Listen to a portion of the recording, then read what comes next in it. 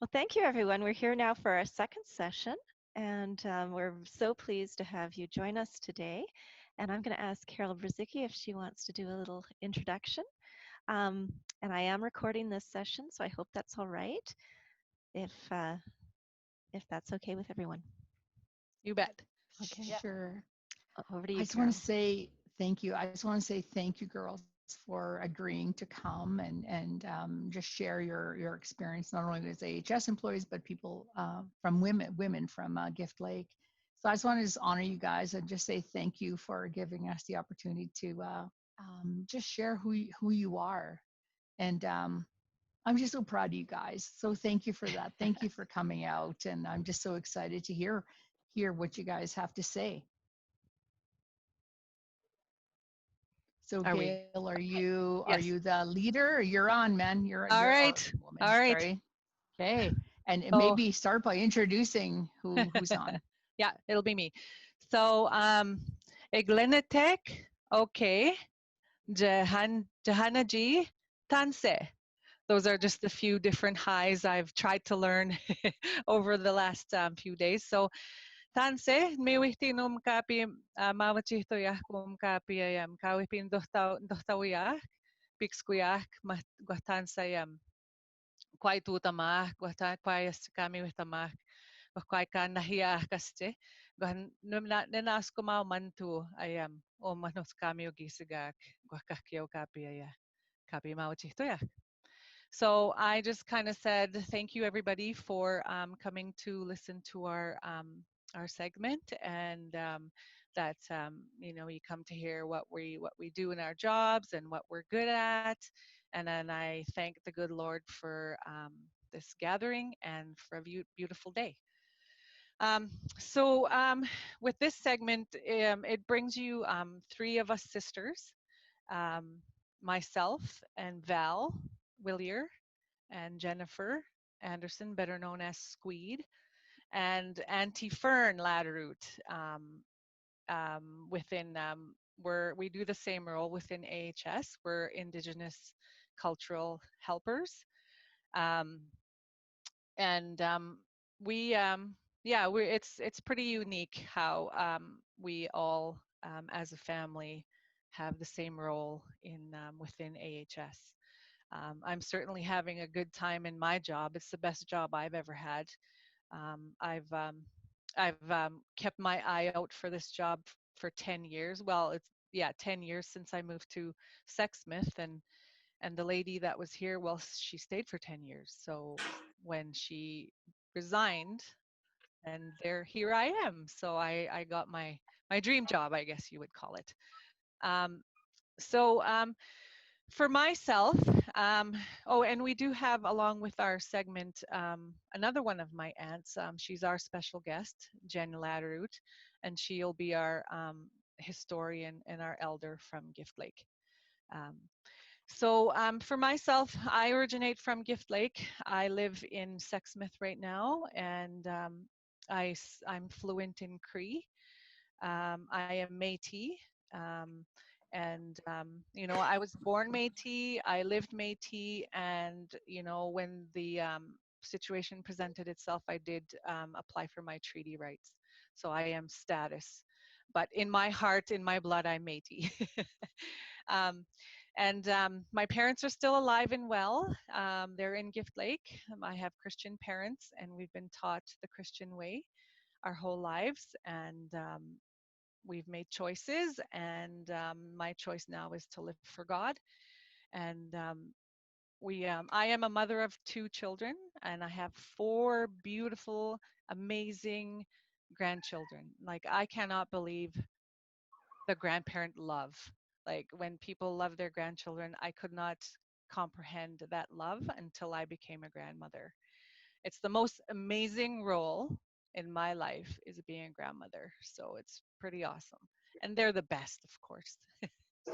um, so my role here at the Q2 Hospital, Indigenous Health Liaison, I provide cultural awareness, support, and services to patients and staff.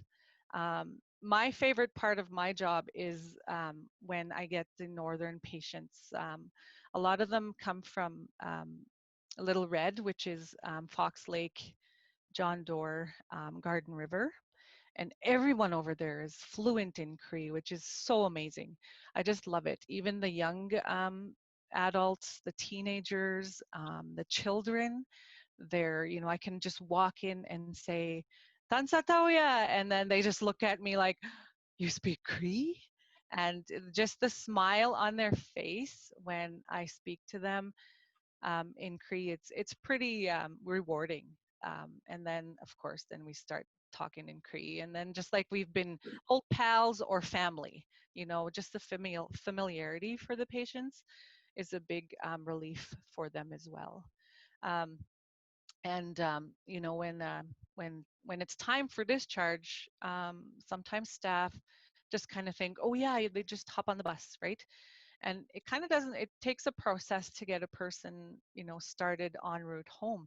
And a lot of times I carry our North Zone map, and I've dotted out all the reserves and all the settlements on my map.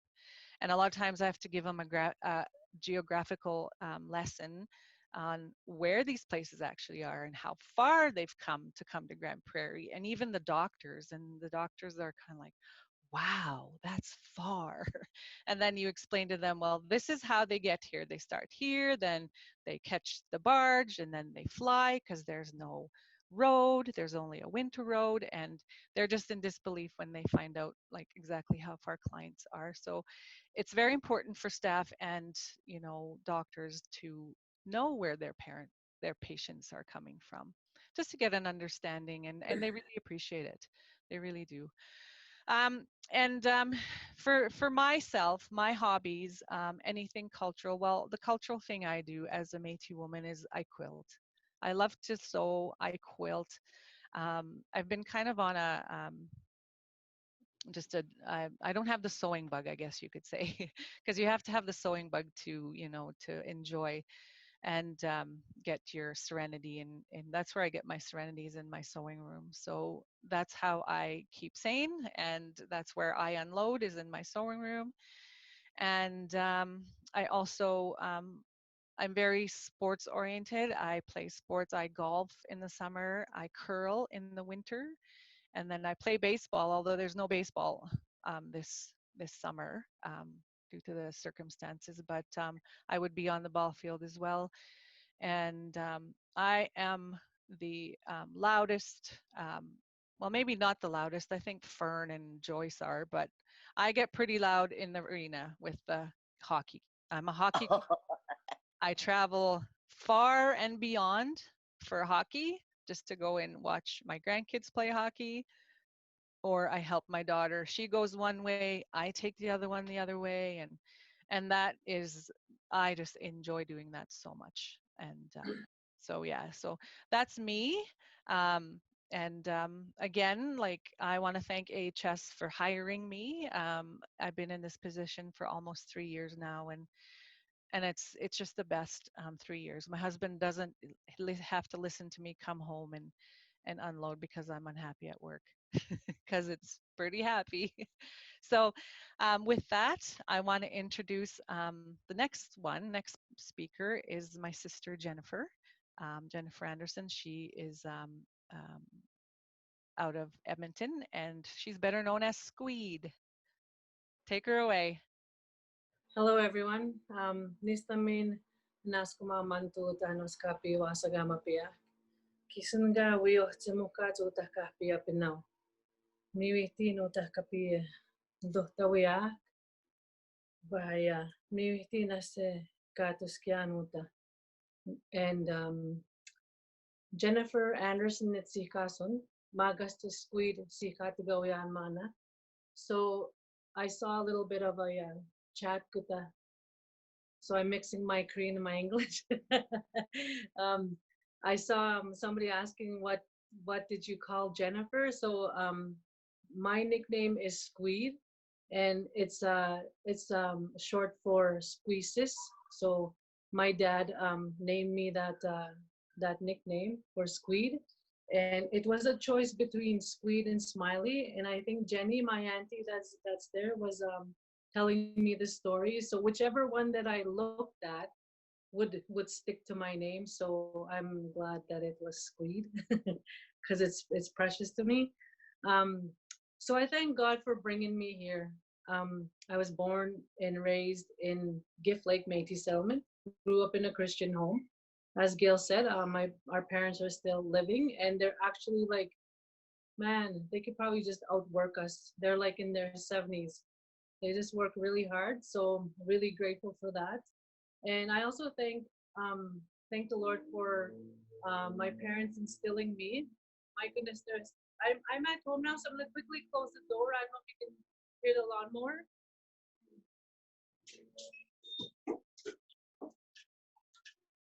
Sorry about that. Um, I thank the Lord for my parents for instilling me with the Word of God.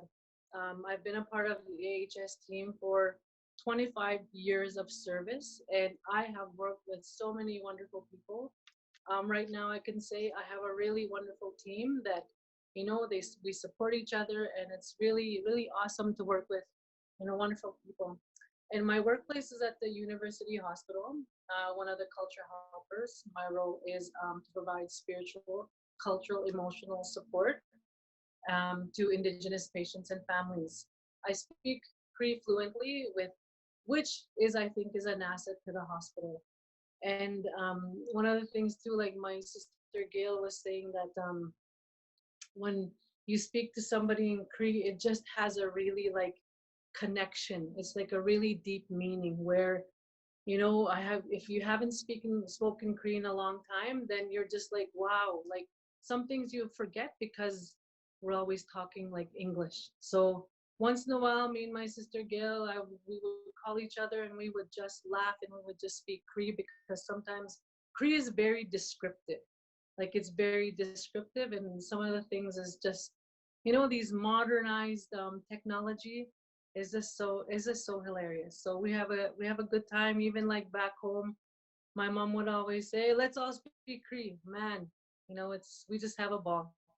And us as Indigenous people, we just love to laugh too. That's part of our healing. So, in the workplace, when you work together, if you hear some Indigenous people just sitting around chatting and just laughing out, laughing so hard, right to from their gut out, that's really good laugh. And so one of the things that I also like, I don't have any grandchildren myself, but I have beautiful grandchildren that I share with both of my sisters. It's just so awesome to be able to have that love that the other grandchildren that I'm shared with. So I call myself a borrowed kukum. So and then um, so it's really hard to come together as Indigenous people where we come together like this. So as we overcome these events that take place for the safety of our people, it forces us to celebrate Indigenous Day virtually. And us as Indigenous, this has been extremely tough spiritually, emotionally, mentally, physically, and culturally. How I cope, I beat beautiful things. And when I created this design, I'm just going to show you what I do. I do a lot of quilting too. So this is one of the things that I beat too. And as you can see in the background, this is what I do. I cope by beating beautiful things. So when I created this tear drop heart 2020 collection, the heart captures the tears that many Indigenous people face. There are many hardships that Indigenous people face due to the events going on in this world today. We are strong when we are together. The separation that we face today is another challenge. Us as Indigenous, we will rise up once more, Indigenous strong. So that is the most I think hard thing to see, as in the hospital setting where Indigenous people can't visit one another. So that's the biggest challenge that we have in this today. So that's me in a nutshell, I guess. And now I'd like to introduce my my sister Val. She is from Sucker Creek, Val Willier, and she's from the North Zone. Thank you. Tanse, Val Willier Ninit Sikason. Niistä ne naskoma mantua nohtsohtse. Muiton mio gisagak, voi miten mehmag. Tahto gisagaw ka wanskaya. Butah mio gisagaw, wi wanskaya. E mio mahtse hoya. Igwa, ksagi haya kwa aya. Kitsawasim sinawak, kusim nawak. Gwani miwi tinuta, mama wapiak piks kuya. So my name is Val Willier, and I'm from the North Zone. I work out of High Prairie Hospital. I do a lot of support, translations, and I do a lot of support in the communities. I seem to get sent everywhere. Like pretty much all last summer, I was in Culling Lake, I was in Whitecourt. I spent some time with the Beaver Nation, and I spent some time with Paddle Prairie with the fires and evacuations. So with all this rain, I didn't think I'd be going anywhere. But this past Thursday, I was sent to I don't even know where. It was 2 hours past Wabasca, 2 hours into the bush past Wabasca, and the roads were horrible. And so we went to do COVID swapping at one of the work camps over there. So that was an experience on its own. I also do I help with the dental assistant. We go around to the schools and do fluoride treatments on the kids. We go to 11 schools 3 times per year. And right now, what we're doing is we are screening for COVID. We take shifts and we screen visitors that come into the hospital. But I'm not as long-winded as my sisters. I grew up in Gift Lake also, and like my sister said, I grew up in a Christian home, and my family made the choice to live for God. So my whole family lives for God. I was born Métis until I married my husband 35 years ago. So my blood changed to treaty blood, Métis blood to treaty blood. And anyways, I live in Sucker Creek. I have 4 beautiful children, 2 boys, 2 girls. My oldest is 36. My youngest is 23. And I also have 4 grandchildren, 2 boys and 2 girls. My oldest grandson is 18, and my youngest granddaughter is 4. I've been with AHS for 11 years now, and I'm pretty happy with the job. When this COVID-19 started, it was really scary at first. It was scary to go to work, but it was also scary not to have a job. So we toughed it out, and I got tested here last week, and I got 4 calls saying I was negative. And I have some hobbies also, some cultural stuff that I do. I do these. I bead on flip-flops, some different colors. And I also beaded myself some sunglasses. And I have made some ribbon skirts that I think I'm getting better at, but I don't know, I'm not as good as Sweet, and I'm not as good as Gail.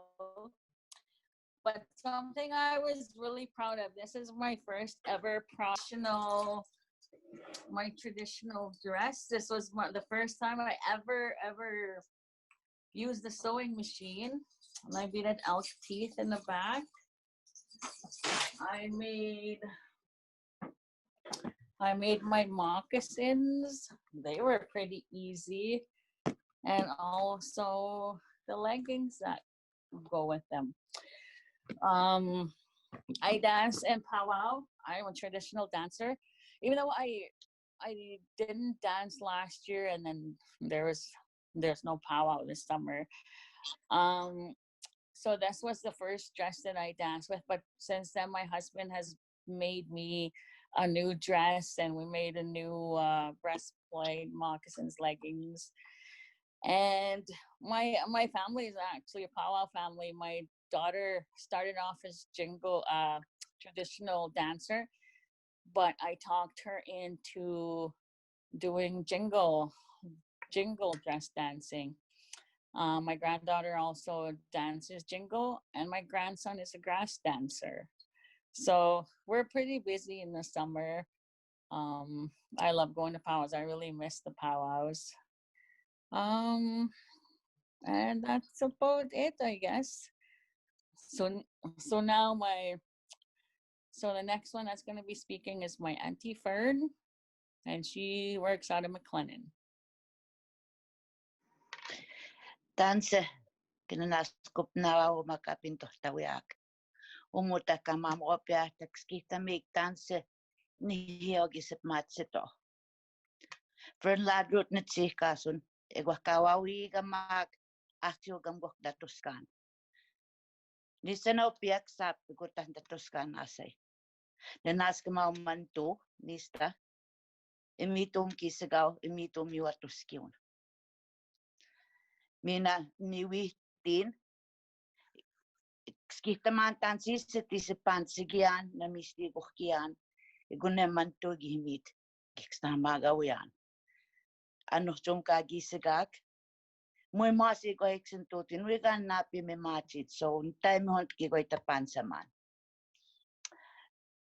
So basically what I said is my name is Fern Laderoute, and I thank God for blessing us with this day for you to come and listen to us. I work at the McLennan Hospital. Its name is Wauyogamak is McLennan, and Axiogumk is the hospital. I like to do traditional stuff. I like to make dry meat. I like to make smoked fish. But I have a hard time doing that because my husband doesn't hunt. So unless I get invited by my sisters to go and make some dry meat, then I don't have nothing to panza. I've been with the hospital for 21 years. When the job came open, I said, well, I don't know what an Aboriginal health worker does, but I'm Aboriginal, I'll apply. All they can say is no, so I've been there 21 years. My main job description is like, I don't have reserves that are close to me, so I have people from Gift Lake, Whitefish, Peavine, they come there and stuff. But I'm utilized a lot by the medical clinic, the nurses, at finding people. And I'm good at finding people. It takes me 10 minutes maybe to find a person. When you have that connection with other people in other communities, it's easy to look for somebody. It's easy to find them because people want to help, especially when I tell them this is who's calling and where I'm calling. I don't tell them why I'm calling. I just tell them I'm looking for so-and-so. They're more than willing to help me. What else? I love golf. I love playing golf. It's one of my favorite things to do. And I bowl in the wintertime, golf in the summertime. I do scrapbooking. I make jam. I make pickles. I make pickled beets, pickled carrots. I'm along that way of preserving food.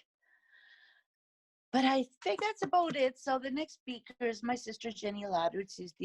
She's an elder in Gift Lake. She's also a storyteller.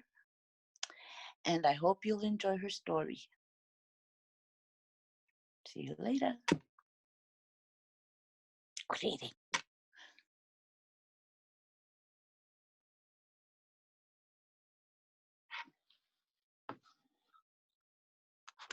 How do I do this? You're Hi. on. You're perfect. Oh, am I on? Yep. Okay.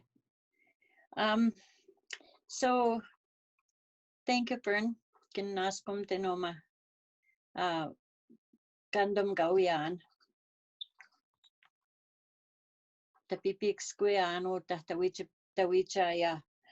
Witap magwauge esquiwak. Ni mamihchi kwa makita toskito ni mi wihta muawak. Igwa nixkitien kaki imi wihta koma utatoskio nuau. Igwa nixkitien kwayask epamehatuau. I sinuah kaksit.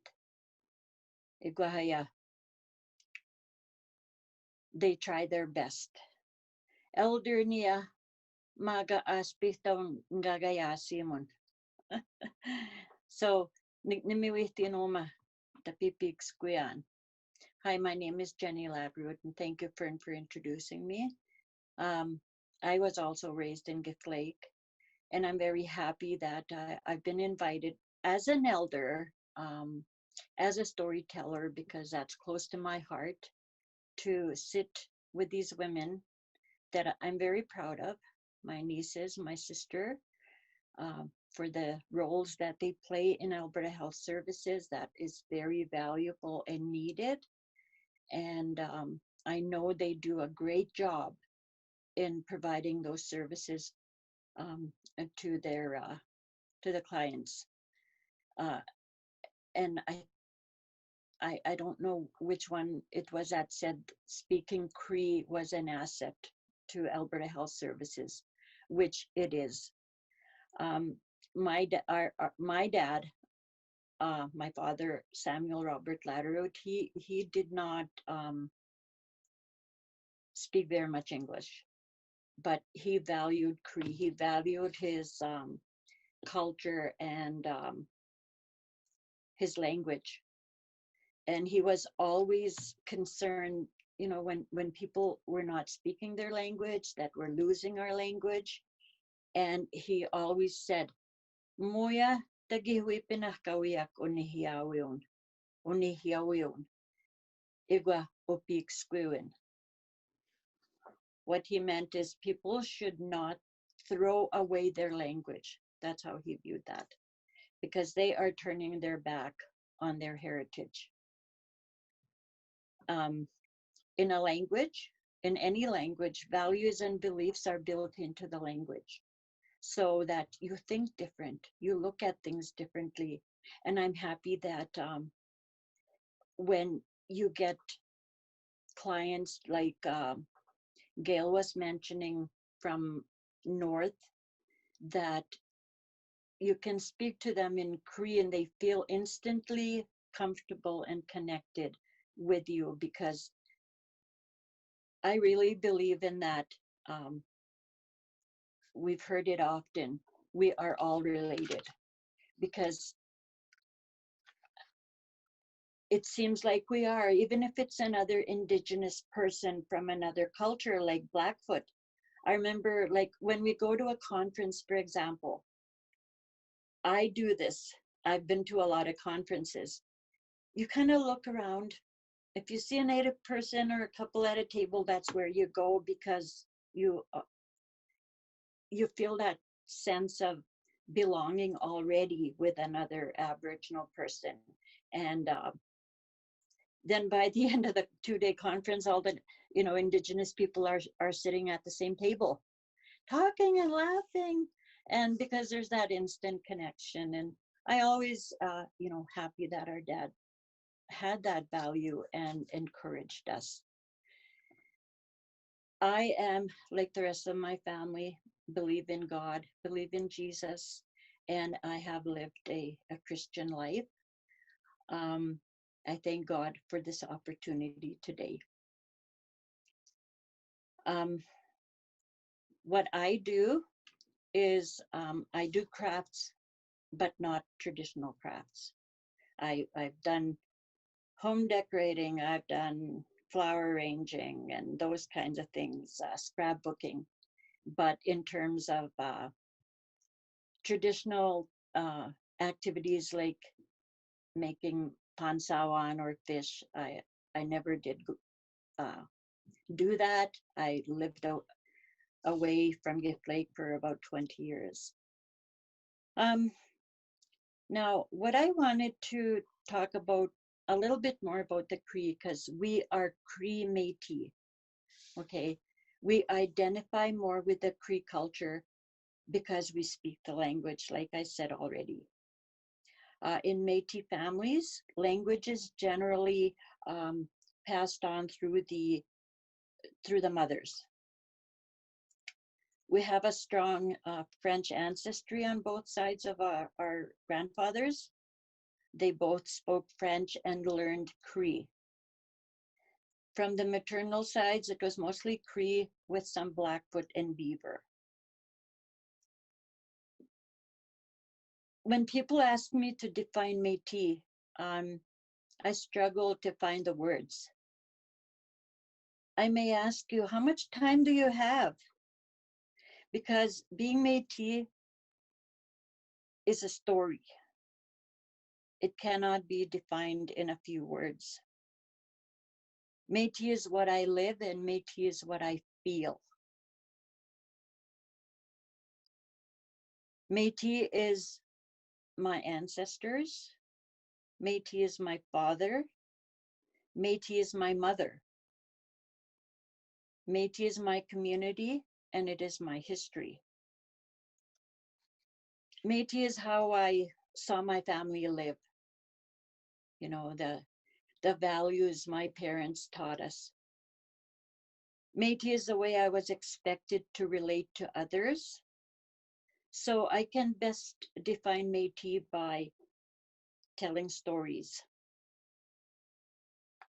In hearing my stories, which I won't have time to tell you much more than maybe a couple of different ones, you will see how our parents passed on the legacy of, you know, the Métis spirit to their children, their nochems and chapans.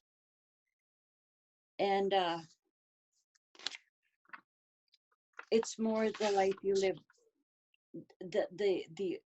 As you grow up, as I grew up, I began to do research. I began to understand more about the Métis political history, which I think is part of it, but that's not the only part of us that's Métis. The political history is being Métis, but finding out you have rights and going for that. That's political. But being Métis is in us, and it was how we lived. I come from a family of 10 children. So I would say, and I was a child in the 50s. I'm 65 years old. No, I'm not. I'm older than that. I'm almost 67 years old. Ta-da. Anyway, we grew up poor. We were very poor. But you know what? That's the most profound statement I can make, is that we were poor, but we didn't know it, because nobody came and told us we were poor. So I feel fortunate, you know, that I grew up in an era of outdoor toilets, porridge every morning,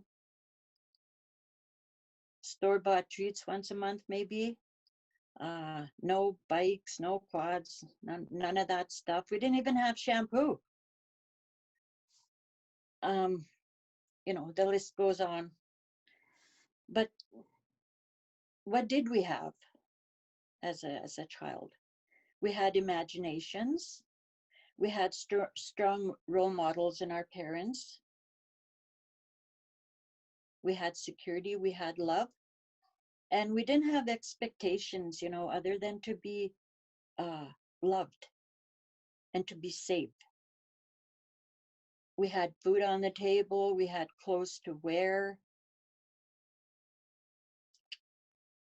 It didn't matter what the clothing looked like. It didn't matter if it matched or not. They may have been bought at the Anglican mission or the Catholic mission, but we were happy, and the community was our playground. The whole community was our playground.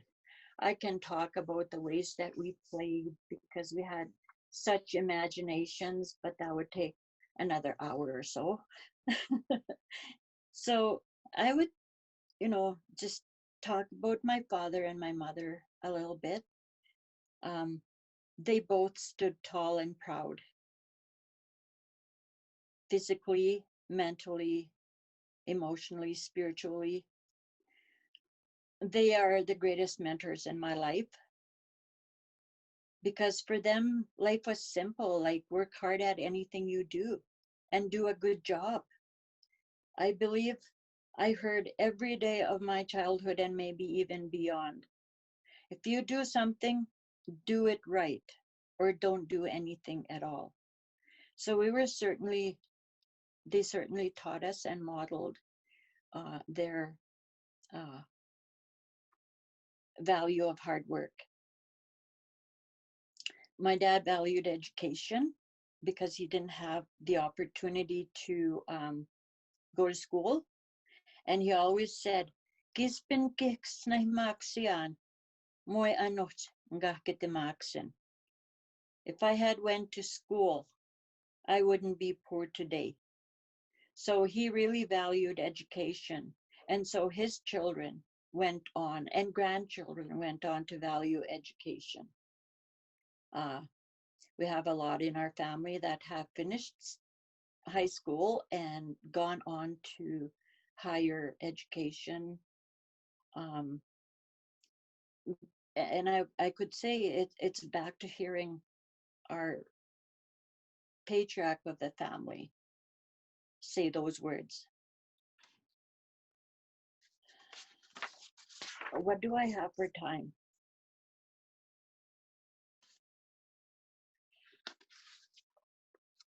Hello, what do I have for time? You've got about 20 minutes. 20 minutes? Yeah. Okay. I think we're good.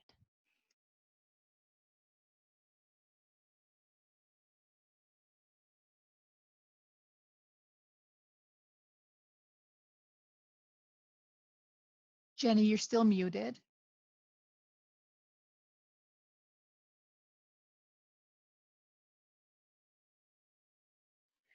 Okay, sorry about that. No, you're good.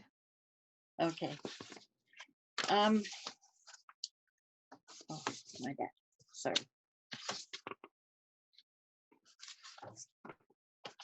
I am the family historian. And so in terms of ancestry, I have traced our Laderoute family back to France in the 1600s. I can trace, or I have traced our French-Canadian roots back to Montreal, Red River, and, to such historic Alberta communities as St. Albert, Lake St. Anne, Jasper House. And our ancestors played a role in the development of Canada, with strong ties to early trading companies such as Hudson Bay Northwest Trading Company. How my family ended up in Mink Creek, because that was where I was born. It's a few miles from Gift Lake. My chapan, Billy Whitford, was sent there to set up and operate a trading post for, and I'm going to murder this name, Revillon Fairs. It's French, and they were a trading company that rivaled the Hudson Bay. So Mink Creek was, a small community of Métis people that were squatting on Crown land, never knowing when the government would tell them to move off. But nevertheless, they built homes, had families, and planted gardens. They lived their lives as if the land belonged to them. And that's where my parents got married. And they made their home in Mink Creek for 13 years. Then they heard about land that the government was giving out to the Métis people, just a few miles west of Mink Creek. And for them, it was the opportunity of a lifetime. it was a chance to own a piece of land and to build a permanent home, because they never really knew when the government would tell them to get off the crown land.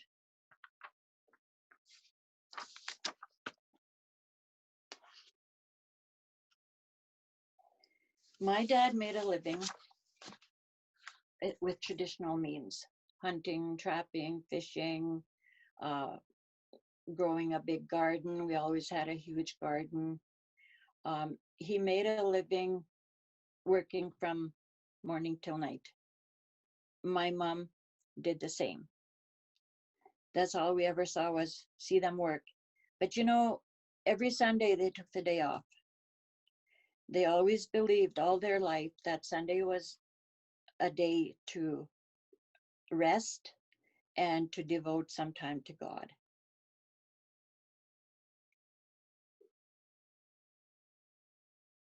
One time my mother told me that he even left to go trapping the day after they got married. The next day, can you imagine? Cut short a honeymoon to go trapping. And she used to go with him to the trap line. She had told me this before they had any children. And she told me of a time that they went home on foot to be home in time for Christmas. And it took 2 days. My mom said it was so cold that the tree branches were snapping. That's cold. So they had to camp out in the elements for like one night. My dad kept a fire going all night, and they had a few blankets because they had a pack dog, and they each packed what they could on their bags, on their back, sorry.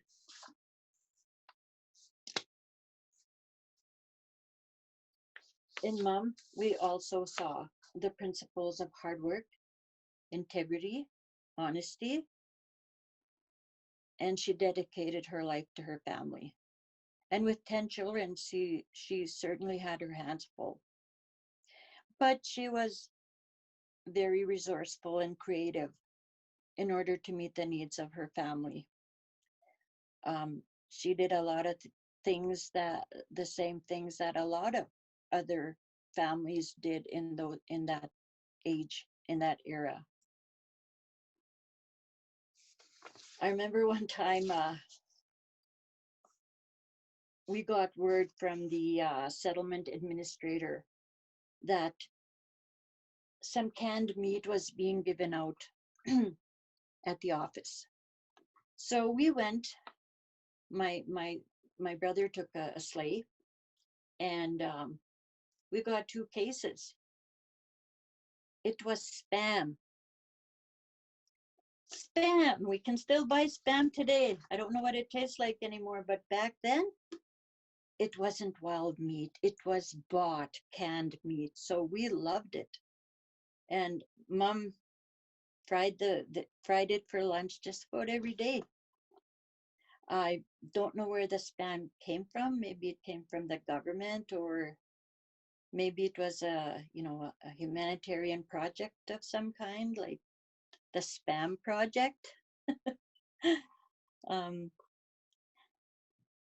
We didn't get a store in Gift Lake till 1957. So before that, I remember we had to go to the Hudson Bay in Whitefish for groceries.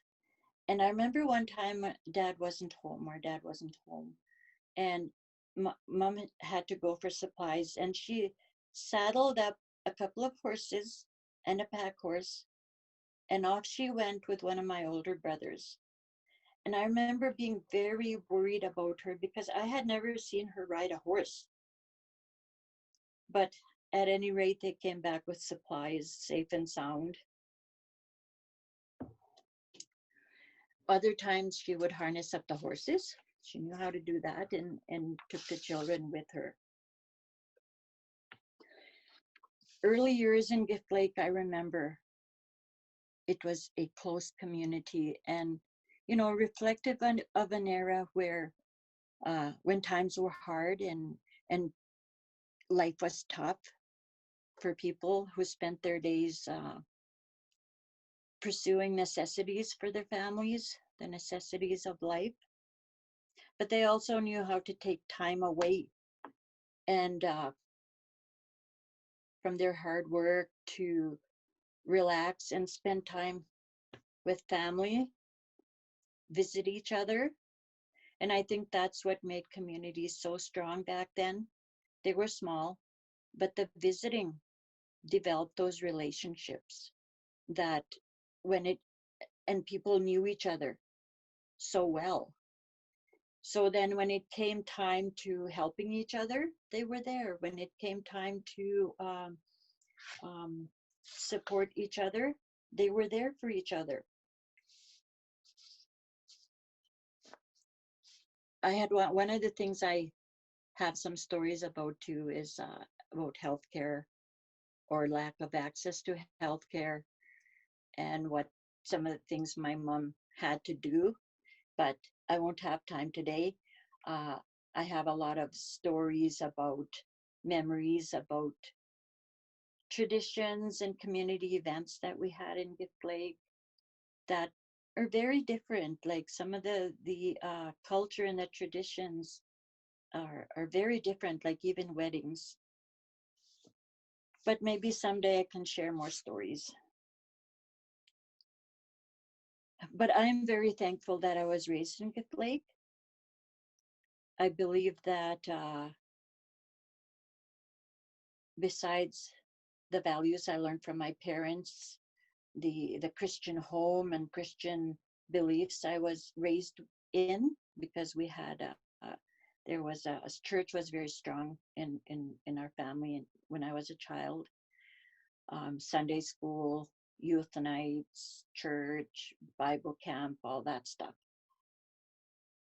It had a part in shaping me into the person that I am today. Because we learn, play, and grow in communities. So yes, my community was very poor in a lot of ways. But we found riches in the simplicity of life, the importance of tradition, and in our moral responsibility to help each other, to help our neighbors. Another quality that people in my community had was their sense of humor. I believe that's what got them through some very hard times. They always had the ability to laugh at themselves, and still do. I have a mosquito here. So growing up in a small, close-knit community has given me roots and a strong sense of belonging, even 67 years later. I once heard a speaker say, and I've quoted this as saying many times, we all stand on the shoulders of our ancestors. I believe who we are through the spiritual connection of one generation to the next. And I always tell my family, it's important to know where we come from. It's important to know our roots. And knowing our family history gives us our identity. So yes, we lived the culture, and I think longingly of that time. They were good times. I feel so fortunate that I got a glimpse of what life was like back in the day. The good old days might be a bit of a cliche, but whenever I step back in time, the memories I have make me smile. And I love telling my childhood stories. I have written them actually. I felt compelled to record them because I wanted my nieces, nephews, my children, grandchildren, future chapans to to know their history and give them those roots. So I guess that concludes my presentation. I thank you for having me, and I'm very proud to say that I am from Gift Lake.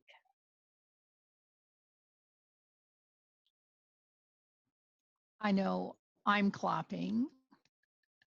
I just want to say thank you. Just so proud of you guys, girls. About thank you for sharing. We're seeing.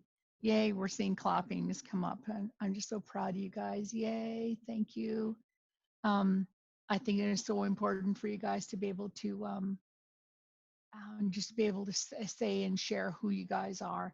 I did some quick math, and I'm not a mathematician, truly. 79 years in total for you guys with AHS, almost 80 years. That's just amazing. Thank you for that. Oh, we're still seeing clapping. Thank you, Julie Lynn. And I just want to say thank you for always sharing your stories and who you are, and your great um, commitment, not only to the culture, but to your faith. I just want to acknowledge that and just say thank you for that. You guys are great examples for all of us. Does anybody have any questions for any of the speakers today?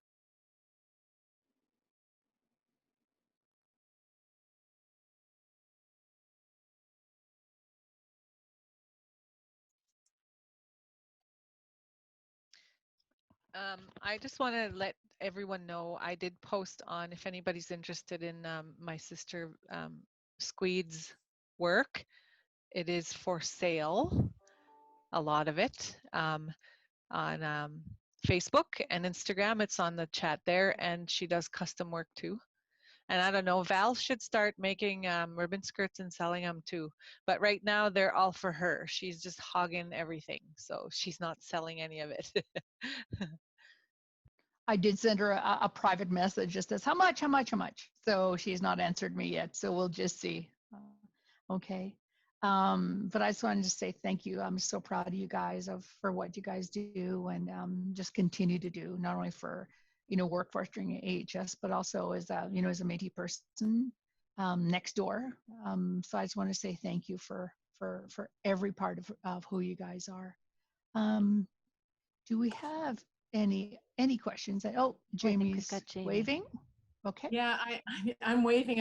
I put up that little reaction, but I think I'm waving and I'm clapping my hands at the same time.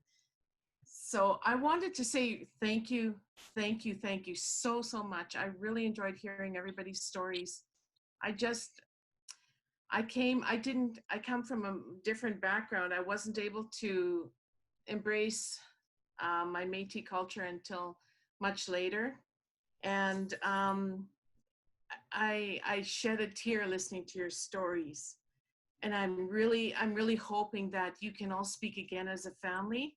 I think it's so important for people to be able to see that connection with the culture and with the family, and just what a blessing it truly is. I'm truly blessed. I really am. And I have to say, I've met, of course, Jennifer, because working with Jennifer, and Fern through the COVID translations, and having her beautiful face on the poster. And Val, I met Val in High Prairie, even though she can't be the size 11 pair of flip-flops because she doesn't think feet that big exist. That's okay. But I wanted to say, every time I've talked with any of you, you're always smiling and you're always happy and you have such a positive outlook, and it really blesses me, and I feed off of that, and it makes my days better. So thank you again. I really appreciate getting to know you and listening to all of your stories. Thank you.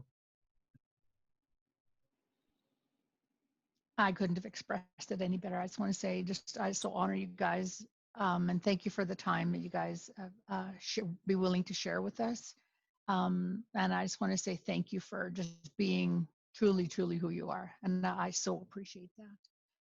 Carolyn, was there anything else that we need to say? I don't know. I will pass along. We're getting some wonderful remarks in our chat box, so I'll make sure to copy them and send them out to you ladies after the presentation. I was actually wondering if after this presentation is over, if the ladies could just stick around just for a moment and we'll get a screenshot of all of you guys together, if you're okay with that. But this has been wonderful. Thank you so much. Yes. Thank you, guys. Yeah, and so I guess that concludes our presentation. Thank you, learned a lot. And just so appreciate that, appreciate you guys. So again, yeah, so thank you.